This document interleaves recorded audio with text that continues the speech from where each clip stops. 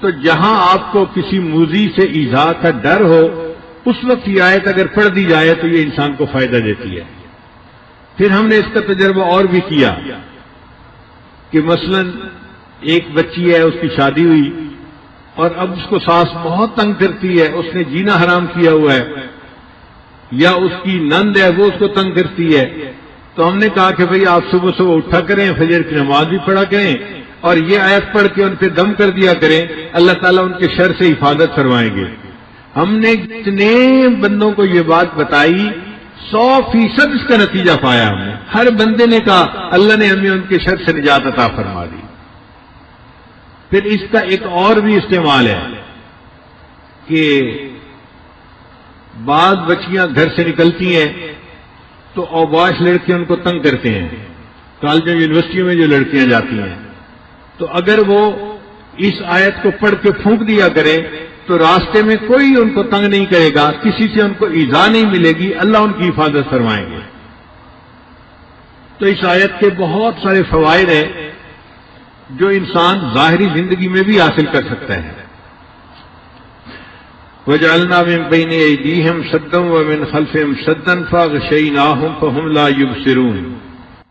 اس آیت کے عجیب اثرات ہم نے اپنی زندگی میں دیکھے ہیں۔ اگر آدمی کسی بھی مضر چیز سے بچنا چاہے اس آیت کو پڑھ لے، اللہ تعالیٰ حفاظت فرما دیتے ہیں۔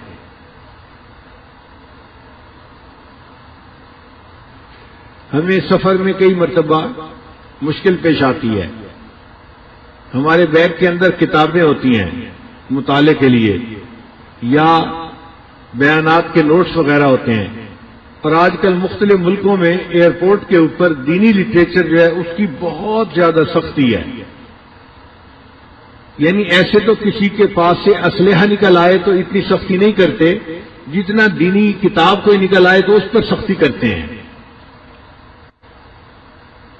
ایک مرتبہ دبئی ایئرپورٹ پر میرا چھوٹا بیگ تھا، ہینڈ کیری جس کو کہتے ہیں، اس میں بیانات کے پیپر تھے، تو جب پاسپورٹ چیک کروانے کے بعد ہم آگے نکلے تو مشین والے نے چیک کیا اور اس نے میرا بیگ کھول کر دیکھا اور مجھ سے پوچھا کہ یہ کیا ہے۔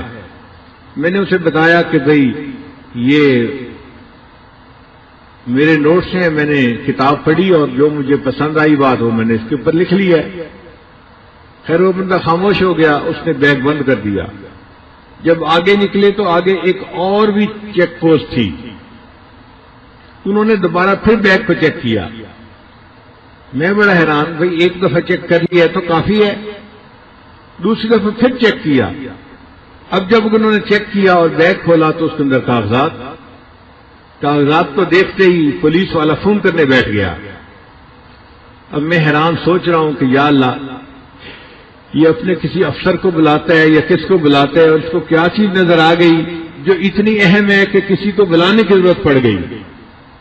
تھوڑی دیر کے بعد ایک خاتون آ گئی اور اس نے آ کے میرے بیگ کو دیکھنا شروع کر دیا۔ اب وہ ایک ایک کاغذ کو پڑھ رہی تھی۔ اللہ کی شان کہ اس میں بخاری شریف کی جو اختتامی حدیث ہے اس کے نوٹس تھے۔ اس نے دیکھتے ہی مجھ سے پوچھا یہ بخاری شریف کی آخری حدیث کے نوٹس ہیں؟ میں نے کہا اچھا تم تقریریں کرتے ہو؟ میں نے کہا جی۔ پھر اس نے کہا اس کا مطلب یہ ہے کہ تم عالم ہو، یہاں بھی تقریریں کرو گے؟ میں نے کہا نہیں، ابھی تو میں یہاں پر 2 دن رکنے کے لیے آیا ہوں، پھر میں آگے جاؤں گا۔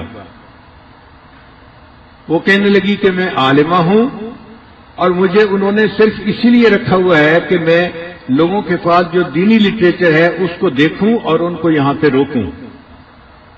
پھر اس نے میرے سارے نوٹس دیکھے، ان کے عنوان پڑھے، تو مجھے کہنے لگے کہ آپ کسی خاص فقہ کے اوپر تقریریں کرتے ہیں؟ میں نے کہا نہیں، میں مسائل کے بارے میں تقاریر نہیں کرتا، میں اصلاحی تقاریر کرتا ہوں۔